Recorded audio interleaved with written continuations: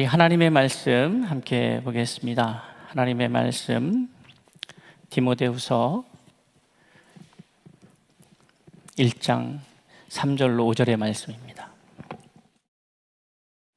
내가 밤낮 간구하는 가운데 쉬지 않고 너를 생각하여 청결한 양심으로 조상적부터 섬겨오는 하나님께 감사하고 내 눈물을 생각하여 너 보기를 원함은 내 기쁨이 가득하게 하려 함이니 이는 내 속에 거짓이 없는 믿음이 있음을 생각함이라. 이 믿음은 먼저 내 외조모 로이스와 내 어머니 유니게 속에 있더니 내 속에도 있는 줄을 확신하노라. 아멘. 반갑습니다. 하나님께서 저와 여러분에게 은혜의 시간들을 허락하여 주셔서 하나님을 아바 아버지라 고백할 수 있는 믿음도 주시고 또 함께 할 수 있는 이런 믿음의 형제와 자매들을 허락하신 것이 참으로 감사합니다. 이 모든 것이 주의 은혜다. 이런 고백들을 우리가 하지 않을 수 없는 시대를 살아가고 있는 것 같습니다.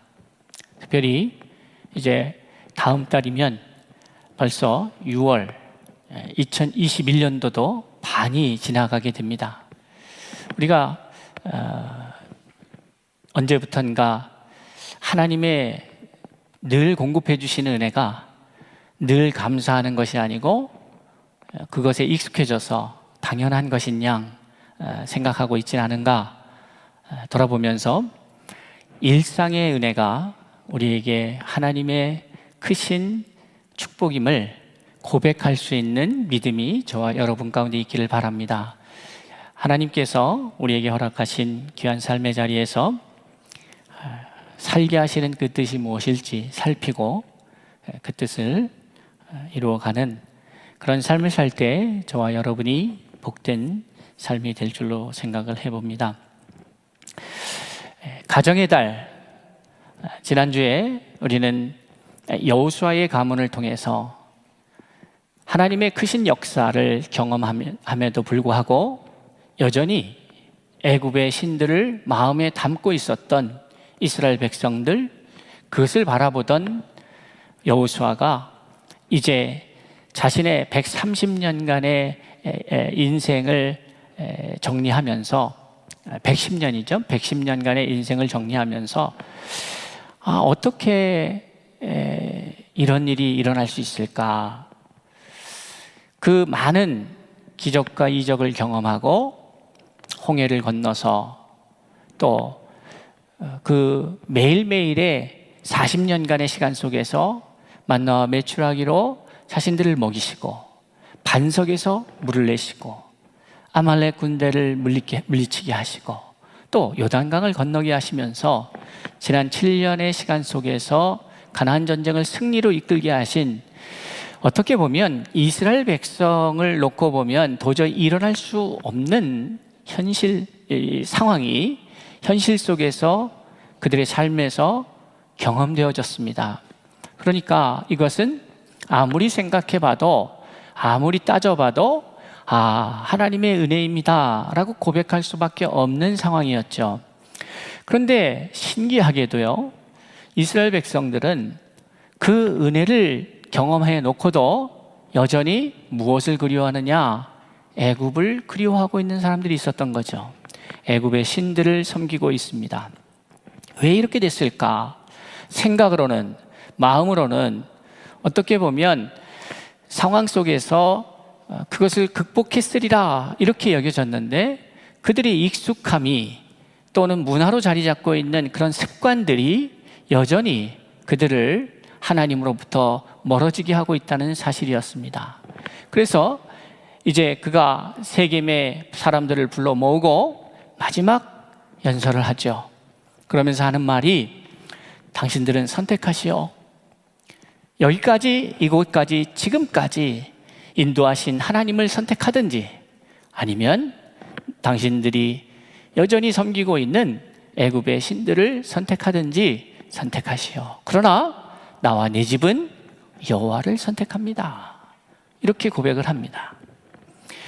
여호와의 고백이 저와 여러분의 고백이 될 수 있기를 바라고, 가정의 달을 맞는 5월에 우리의 가정이, 또 우리가 세워갈 믿음의 가문이 어떠한 선택을 해야 하는지, 또 어떠한 삶을 선택하며 살아가야 하는지 한번 생각해보는 그러한 한 달이 되었으면 좋겠다 하는 생각이 듭니다. 그러면서 오늘 저는 신약의 또 한 가정을 소개하고자 합니다. 우리가 잘 알고 있는 디모데죠. 디모데의 이름이 처음 이 성경에 언급되고 있는 부분은 이제 사도행전 16장에 가서 언급되고 있습니다. 그 사도행전 16장에 보니까 루스드라의, 이 디모데는 루스드라 출신으로 아버지는 헬라인, 어머니는 우리가 잘 아는 오늘 본문에 나오는 이름 누구죠? 유니게. 영어 이름으로 이게 유니스라는 거죠. 유니게, 이 유니게가 어머니예요. 그러니까 루스드라라고 하는 그 팔레스타인 지역이 아닌 곳에서, 그러니까 오늘날로 말하자면 저와 여러분이 지금 주의 사명으로 알고 감당하고 있는 코디엠 사역과 같이 이들이 유대인 디아스포라였던 것이죠. 그러니까 자신들의 원래의 조국 민족적 바탕인 이 가나안 땅이 아닌 곳에서 태어나서 그곳에서 살아가고 있습니다. 헬라인과 결혼하여서 자녀를 낳았는데 디모데라는 자녀였죠. 그런데 바울이 이제 바나바와 함께 안디옥 교회로부터 파송을 받고, 그 파송받은 그 목적은 세계에 복음을 전하기 위해서 파송을 받죠.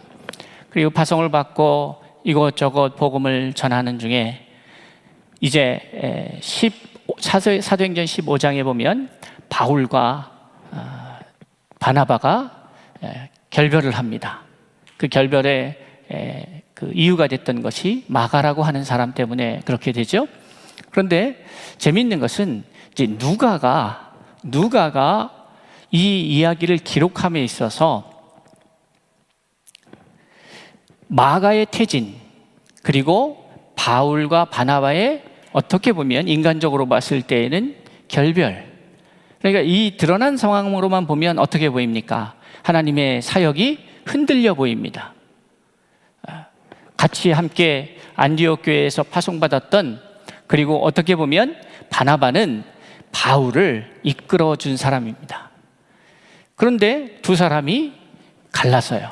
마가 때문에 서로 다른 입장을 취하게 되고, 어떻게 보면은 아직 인간적인 모습이 제대로 다듬어지지 않았다 여길 만큼 두 사람이 결별을 합니다.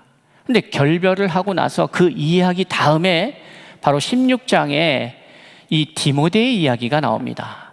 이 디모데라고 하는 이 인물은 참 우리가 들여다볼 때에 문서상으로 성경에 나타난 그 글의 내용으로만 보면 이름도 그렇고 뭐 이렇게 투사적인 이미지 혹은 강한 이미지, 야성이 넘치는 이미지가 느껴지지는 않습니다.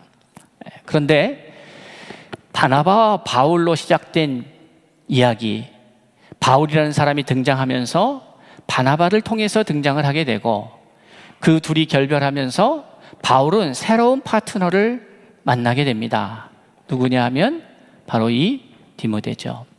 그러니까 첫 번째 전도 여행 때 루스드라에서 복음을 전하다가 디모데를 만나게 됐고, 그 디모데라고 하는 사람을 이제 픽업하게 됩니다. 그게 이제 사도행전 16장에 나오는데, 사도행전 16장 2절의 말씀을 보면 바울이 왜 디모데를 선택하였는가 하는 부분을 우리가 엿볼 수가 있어요. 여러 이유가 있겠지만 누가가 어떻게 보면 이 관찰하고 있는 관찰자 시점에서 어떠한 역사의 사건들을 이렇게 쭉 정리하는 사람의 입장에서, 제3자의 입장에서 바울이 디모데를 선택하고 디모데를 픽업해서 자신의 동역자로 세워가는 이 과정 속에 있어서 누가가 본 매우 타당하다고 생각한 이유가 무엇이었는가 보니까 사도행전 16장 2절에 보니까 디모데는 루스드라와 이고니온에 있는 형제들에게 칭찬받는 자니라고 말하고 있습니다. 당시에 초대교회가 이루어지기, 아예 초대교회 그 상황 속에서 교회의 지도자로 세우는 데 있어서 대단히 중요한 덕목 중에 하나가 뭐였냐 하면 바로 함께 하고 있는 사람들, 또 이웃들, 그 형제들에게 칭찬을 받는다는 것이죠.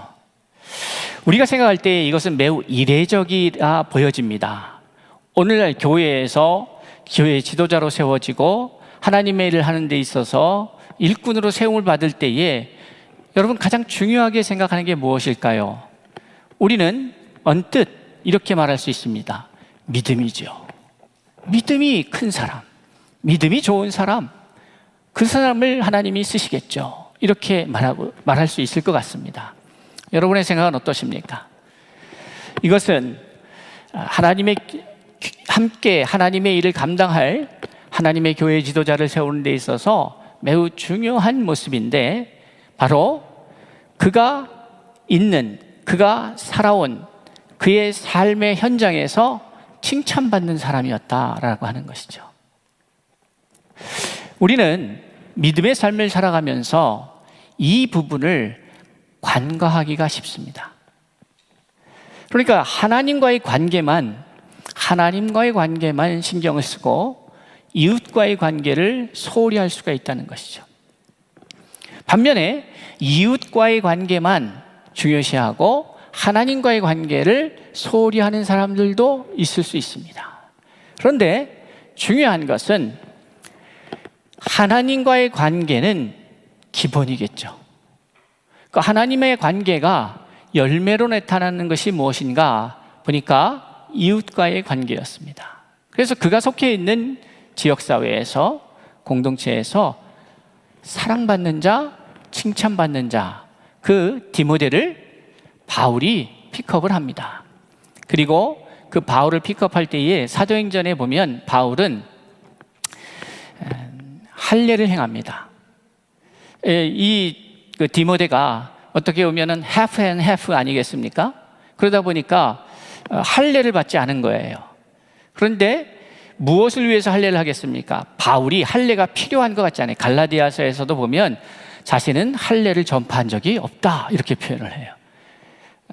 그러니까 할례를 행하기는 하지만, 그러나 이것이 신앙의 삶을 살아가는 데 있어서 반드시 해야 할 일이냐? 그렇진 않다.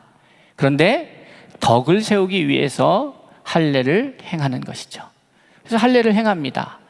그리고 바울의 동역자로 세움을 받습니다. 그런데 바울이 이 디모데를 향하여 부르는 호칭들이 있습니다. 먼저는 오늘 이제 디모데 후서에서도 나오고 있는데, 사랑하는 아들 디모데라는 표현을 씁니다. 이렇게 표현을 쓰는 이유가 뭘까요? 바로 바울이 디모데를 복음을 전해서 그들을 영적 자녀로 삼았기 때문에 그렇죠. 그런데 또 가다 보면 어떻게 표현하고 있느냐 하면 형제 디모데라는 표현도 씁니다. 동역자 디모데라고 하는 표현도 쓰죠. 이것은 우리가 생명으로 이해할 필요가 있습니다. 생명이라고 하는 것은 태어나는 시간이 있고 자라가서 성장하는 시간들이 있습니다. 그래서 태어났을 때에는 이제 하나님의 은혜 가운데에서 우리가 새 생명을 얻었을 때에는 마치 우리가 한 가정이 남성과 여성이 만나서 가정을 이루고 또 자녀를 낳고 할 때에 그 자녀가 어린아이, 이제 막 태어난 생명을 가진 어린아이였다면 이제 부모의 사랑을 통해서 그가 양육되어져서 교육되어지고 양육되어져서 성장해서 나중에는 어떻게 됩니까? 분가를 하고 또 다른 세대를 만들어내고, 그리고 더 나아가서 이제 부모의 그늘에 가려졌던 사람이 또 다른 가정을 만들고 하나님이 주신 은혜와 사명 속에서 그 가정을 일궈가는 그러한 자라감의 역사를 통해서 우리가 그 사람들을 평가할 수 있는데, 지금 바울은 디모데라고 하는 인물을 이제 우리에게 소개하면서 디모데가 칭찬받는 자였다라고 라고 하는 것을 누가를 통해서 우리에게 증거하고 있습니다. 자, 그리고 나서 이제 이 디모데후서는 디모데에게 마지막으로 이 마지막 서신서를 쓰면서 자신이 이제 때가 다 되지 않겠습니까? 정리를 하면서 디모데에게 자신의 사역들을 이양하면서 그러면서 이 디모데에게 권면의 말씀을 주시는 것이 이 디모데 후서의 말씀인데, 우리는 이 디모데 후서의 말씀을 통해서 우리가 기억해야 될 것이 무엇일까?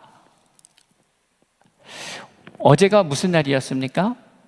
어버이날. 요즘은 어린이날, 어버이날이 예전과 같지가 않습니다. 그리고 작년에도 올해도 코로나로 인하여서 좀 더 퇴색되어 있는 것 같습니다.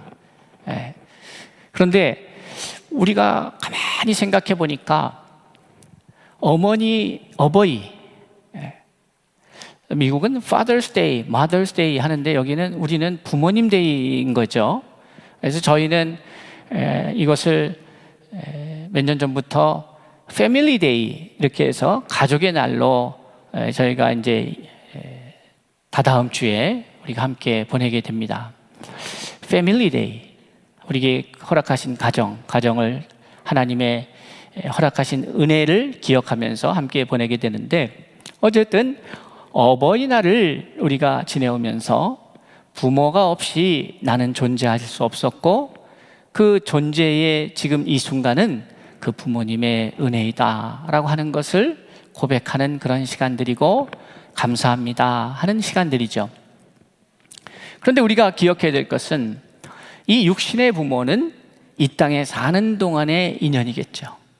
그런데 우리가 영원히 살 하나님 아버지와의 관계에 있어서 어떠한 입장과 어떠한 태도를 가져야 할 것인가, 이것도 매우 중요합니다. 그러면서 우리가 어버이의 날을 맞이하면서 또 어린이날을 지나오면서 이 어버이를 통하여 어린이들이 세상에 나오게 되는데, 이 세상에 나온 어린이들이 또 어린이들을 세상에 내보낸 이 어버이가 가장 물려주고 싶은 것 혹은 물려받아야 될 게 무엇일까를 한번 생각해 보았으면 합니다. 자녀를 낳았고 또 부모가 생겼고 그 과정 속에서 우리는 시간의 그 울타리 안에서, 공간의 울타리 안에서 세월을 지내왔습니다. 그래서 그 세월로 인하여서 우리 안에 끈끈한 사랑과 가족애가 형성이 되는 것이죠. 그것이 좋은 시간이었던, 때로는 감당하기 버거운 시간이었던, 그렇습니다. 그런데 문제는 어느 시대건 어느 사람이건 예외 없이 우리가 받아들일 수밖에 없는 게 무엇입니까? 세월이 흘러서 한 세대가 가면 다음 세대가 온다는 것이죠. 그런데 이 한 세대가 가고, 그러니까 사라질 세대와 다가올 세대 사이에 연결해 주는 것이 있습니다. 그것이 무엇일까요? 무엇이 연결해 줍니까? 유산입니다. 유산. 무엇을 남겼느냐, 그리고 무엇을 받았느냐의 문제. 여러분께서 부모로서, 부모 되신 여러분들은 여러분의 자녀들에게 무엇을 가장 남기고 싶으십니까? 그것을 또 준비하고 계시는지요? 남기고 싶은 것, 내가 세상을 떠나도 내 자녀들이, 그 다음 세대들이 꼭 가져야 한다라고 생각하는 것. 또 여러분들이 자녀들을 사랑하시기 때문에 꼭 물려주고 싶은 것, 도움이 되었으면 하는 것, 그것이 있지 않겠습니까? 그것이 무엇일까요? 또 반면에 또 이 자리에도 자녀는 아직 없지만 부모는 계시지 않겠어요? 그럼 자녀의 입장에서 물려받을 무엇이 있어요? 물려받을 무엇이 있습니다. 무엇을 가장 물려받고 싶으십니까? 여러분들은. 자, 세상의 사람들이 물려주고 싶은 것과 물려받고 싶은 것이 있겠죠. 그럼 하나님의 백성들은 무엇을 물려주고 싶어 하고 무엇을 물려받고 싶어 할까? 물려주기 위해서 나는 그것을 잘 준비하고 있는가? 내가 그토록 다른 것은 몰라도 이것만큼은 내가 물려주고 싶다 하는 그 무엇, 그것이 여러분 안에서 뭐 부부가 상의해서 결정하셨든지 아니면 혼자 생각하고 있으시든지 그것이 무엇이든 그것을 준비하시고 계시는가요? 예, 저는 보험을 서너 개 들어놓고 있습니다. 뭐 주식 투자도 하고 있습니다. 건물도 하나 사려고 합니다. 아니면 또 뭐 남겨주긴 뭐하고 빚은 안 지려고 합니다. 라든지 뭐 나름대로의 여러분들이 생각하고 있는 유산의 형태가 있지 않겠습니까? 물려주고 싶은 것, 또 받고 싶은 사람들도 마찬가지일 것이라고 생각합니다. 받는 사람은 받을 준비를 해야 합니다. 받을 준비를 해야 돼요. 내가 무엇을 받을 것인지를 갖다가 기억하면서 그것을 받았을 때에 내가 잘 사용할 수 있을까? 잘 사용할 수 있는 사람으로 난 또한 준비해야 되는 것이죠. 저는 오늘 말씀의 제목과 같이 우리가 받아야 될 유산, 물려줘야 할 유산. 그런데 특별히 어버이날을 지나오면서 어버이로서 자녀들을 위해서 물려줘야 하겠다 하는 유산에 대한 이야기를 좀 함께 나누면서 그것은 자녀들의 입장에서는 물려받아야 할 유산, 이것과 연결이 되겠죠. 물려받아야 할 유산. 부모님은 A라는 것을 물려주고 싶은데 내가 B라는 것을 기대하고 있다면 그것에 약간 불만이 생기지 않겠습니까? 그러니까 그것이 일치를 이루어야죠. 부모가 물려주고 싶어 하시는 것을 나는 물려받고 싶어야 해야 아름답고 또 제대로 이양되고 제대로 전수되지 않겠습니까? 자, 오늘 디모데를 바울이 선택합니다. 어떤 선택입니까? 자신의 제자로, 자신의 동역자로 선택합니다. 여러분, 이 선택은 디모데의 인생에 있어서 얼마짜리 선택이라고 생각하십니까?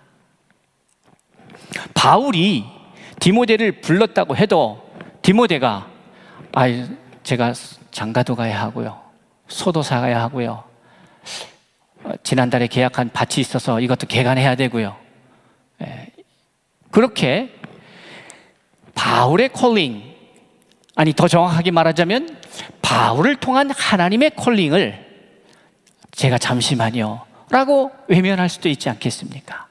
그런데 디모데가 그 부르심을 받아요. 그래서 할례도 행해요. 그리고 그의 삶이 이제 바울의 동역자의 삶, 이제 넘어서서 바울의 후계자의 삶으로까지 연결되어집니다. 여러분의 생각에 이 판단, 이 선택, 이 결정은 몇 점짜리 결정입니까?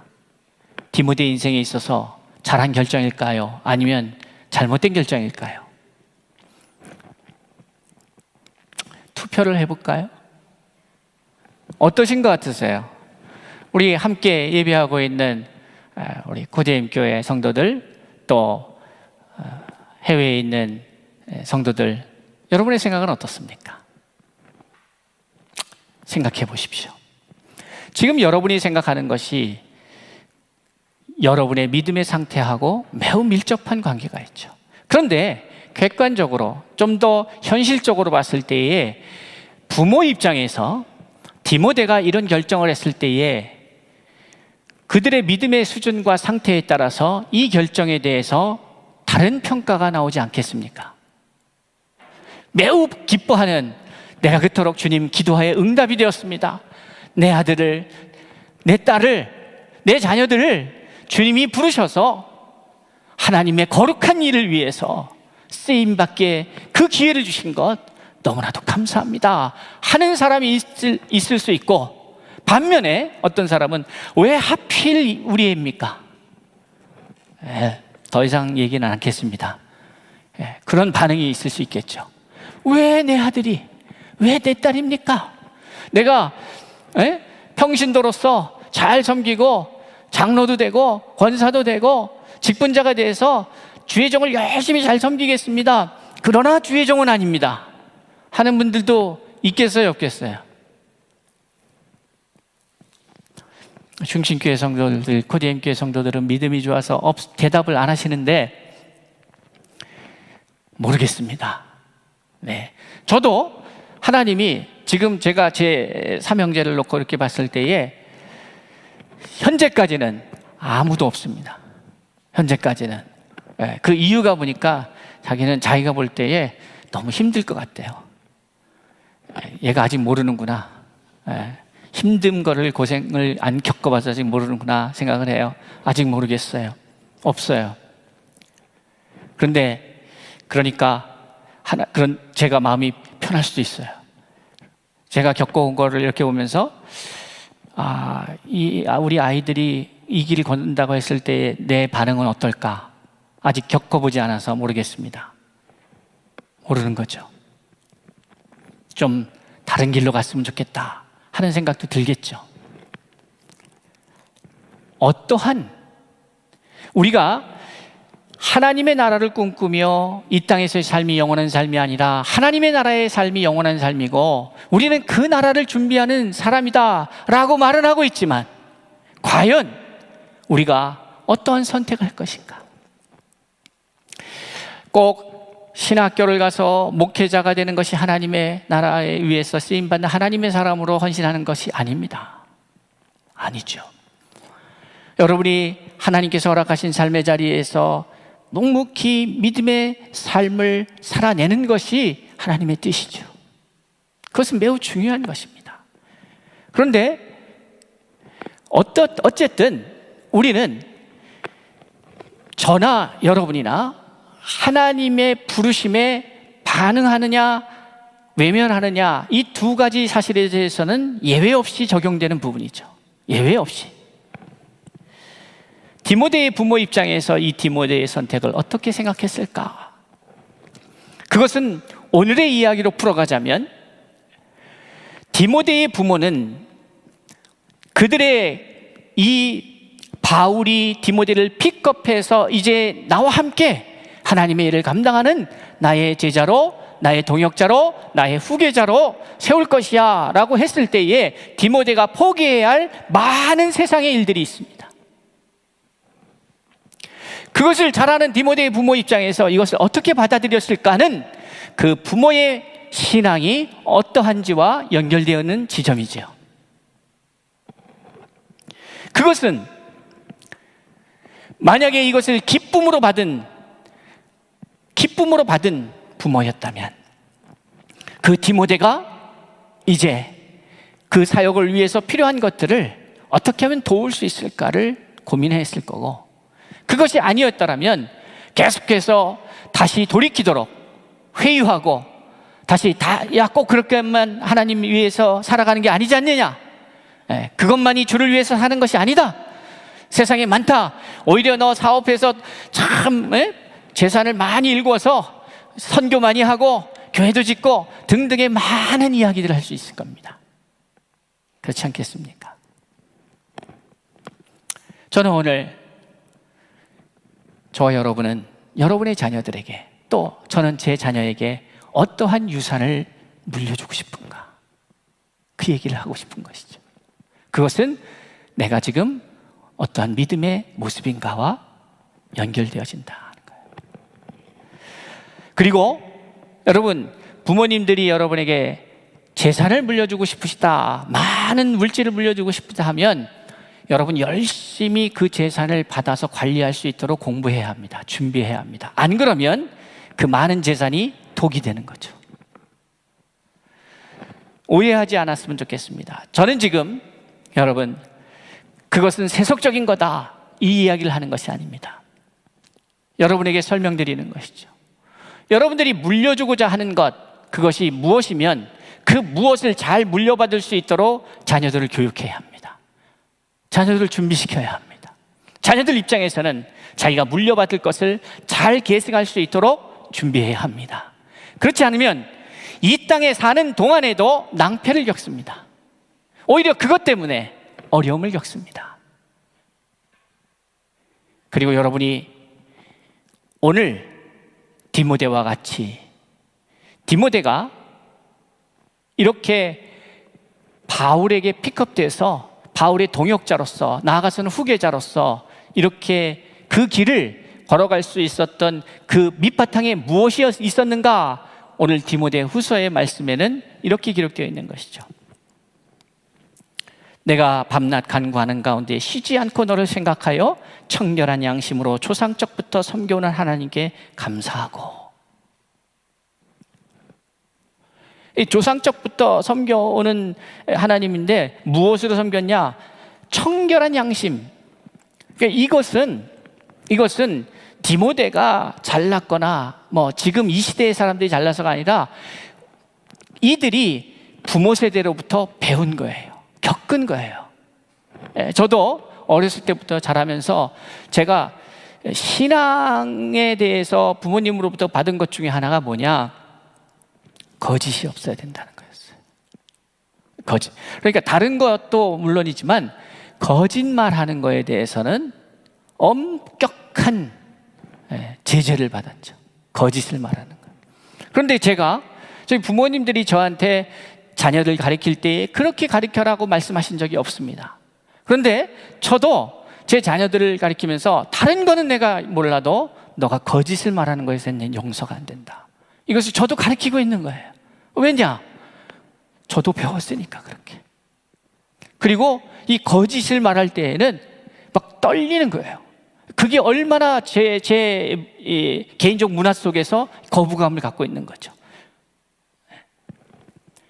오늘 디모데가 이러한 청결한 양심으로 조상적부터 섬겨오던 하나님, 이렇게 바울이 고백할 수 있었던 그 이면에 그러한 가문의 흐름이 있었던 거예요. 내 눈물을 생각하여 너 보기를 원하면 내 기쁨이 가득하게 하려 함이니 이는 내 속에 거짓이 없는 믿음이 있습니다. 디모데 내 안에 거짓이 없는 믿음이 있다. 이것은 누구 안에 그런 믿음이 있었기 때문에 그런 거예요? 그의 부모에게.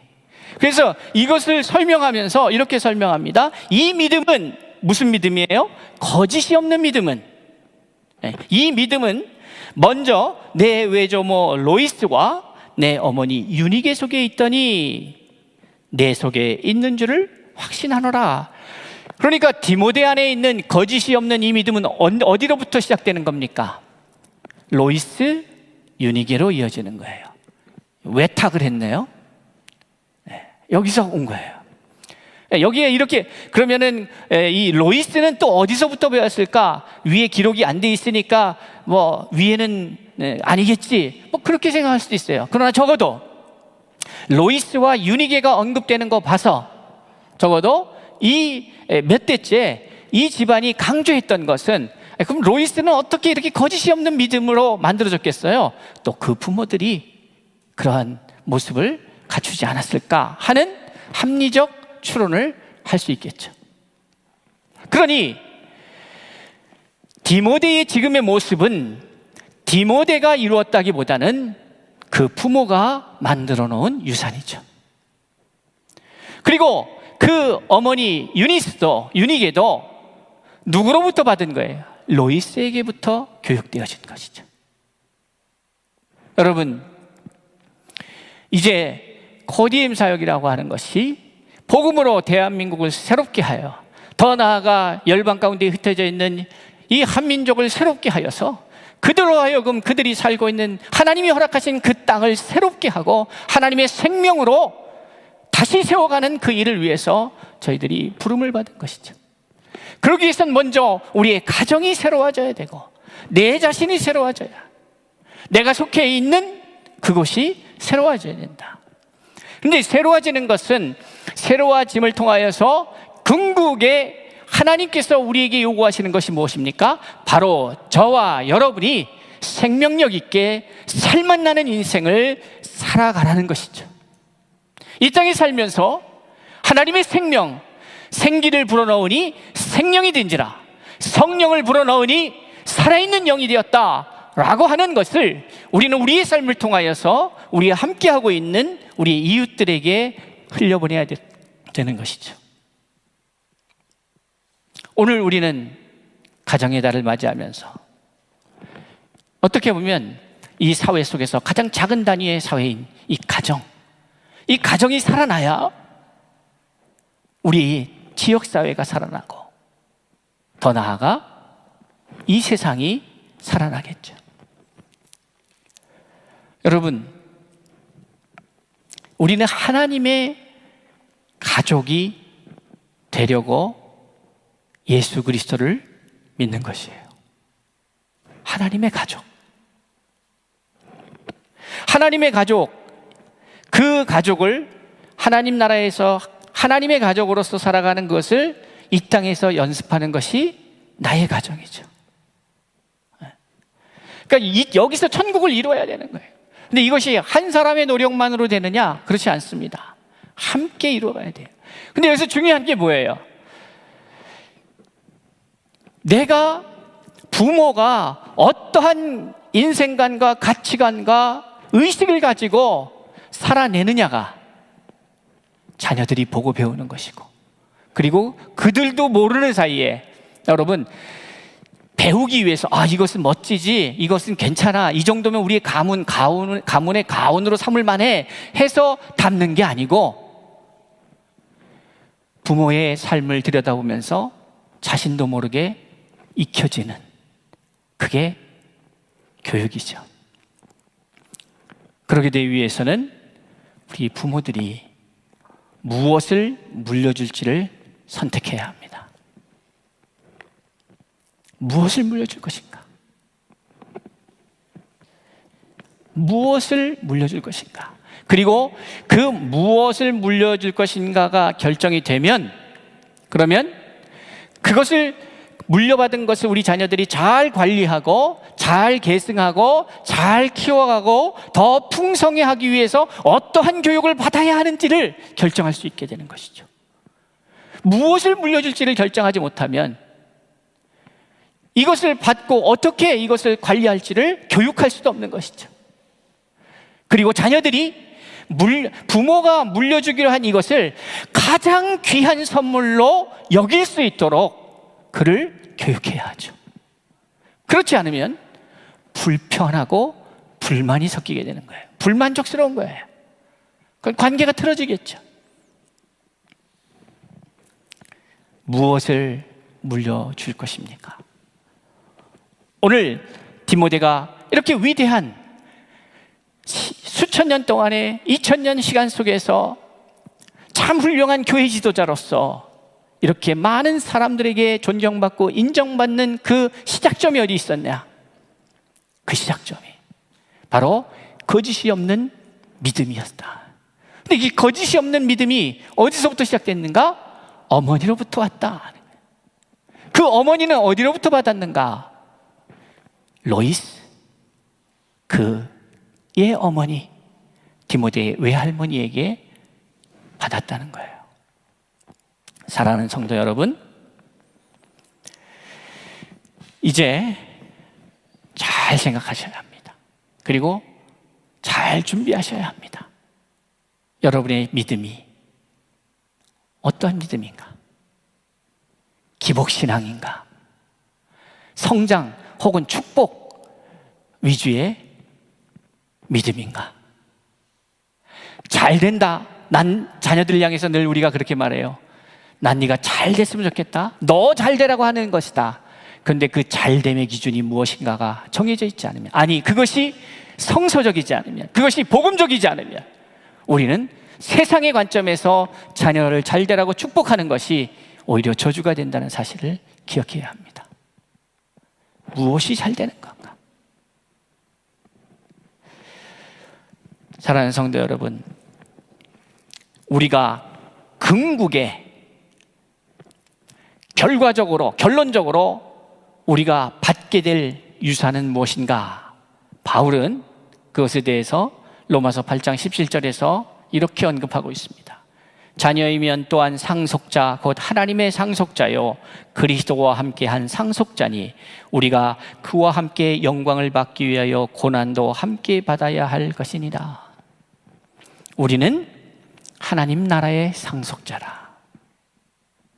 그러니까 하나님 나라의 상속자이기에 우리는 그 하나님 나라, 우리가 상속받아야 될 그것을 잘 관리하고 유지하기 위해서 나를 만들어가야 될 책임이 있는 거죠. 준비시켜야 될 책임이 있는 것이죠. 그런데 그것이 언제부터 시작되느냐?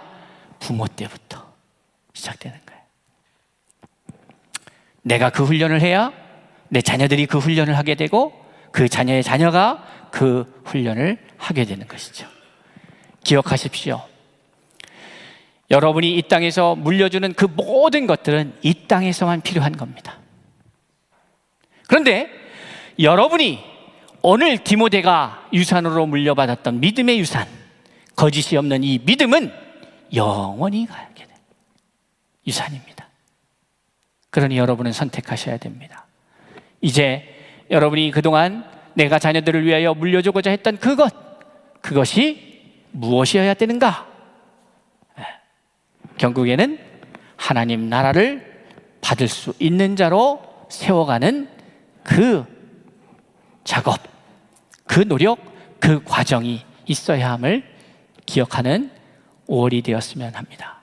우리가 만들어가는 가정, 그 가정은 하나님 나라를 상속받는 가정이어야 합니다. 우리가 기대하고 우리가 추구하는 그 가정은 바로 그 하나님의 나라를 상속받아 그것을 풍성히 누릴 수 있는 그러한 가정이 되어야 하겠습니다. 그러기 위해서 먼저 이것부터 시작합시다. 물려줄 유산과 물려받을 유산에 대한 생각을 부모와 자녀들이 합의하는 거죠. 어머니가, 아버지가 야, 내가 너 재산 얼마를 물려줄게 하면 자녀들은 아니요, 재산 필요 없습니다. 믿음을 물려주세요. 자녀들이 나 좋은 환경, 결혼하면 집 한 채, 이런 걸 요구하면 나는 그럴 생각이 없고 내 믿음을 물려주고 싶다. 이렇게 합의하십시오. 그리고 합의문을 쓰고 지장 찍고 공증을 하세요. 그러면 여러분이 묶여있는 그 모든 것으로부터 많은 자유함을 느낄 수가 있게 되는 것이죠. 그리고 그것이 하나님 앞에 보여지고 여호수아와 같이 나와 내 자녀들은, 내 자손들은, 우리 집안은 여호와만을 섬길 것이다 라고 하는 것을 많은 사람들, 모든 백성들 앞에 지도자가 고백한 것처럼 여러분의 가정 속에서 부모와 자녀가 물려줄 유산과 물려받을 유산을 함께하는, 마음을 같이 하는 그것이 우리의 믿음 생활에 또한 매우 중요한 시작임을 기억하며 그 과정을 통하여서 서울 충신교회 그러한 가정들로 구성된 또 더 큰 공동체인 교회 공동체가 되고 더 나아가 민족 공동체가 되고 더 나아가 인류회가 될 수 있도록 인류 공동체가 될 수 있기를 소망해 보면서 그 마지막 지점에 하나님의 나라가 이 땅 가운데 충만하시기를 또한 기도해 봅니다. 저와 여러분이 그 안에 구성원으로서 흠잡을 데 없는 하나님의 사람들이 될 수 있기를 주의 이름으로 축복합니다. 기도하겠습니다.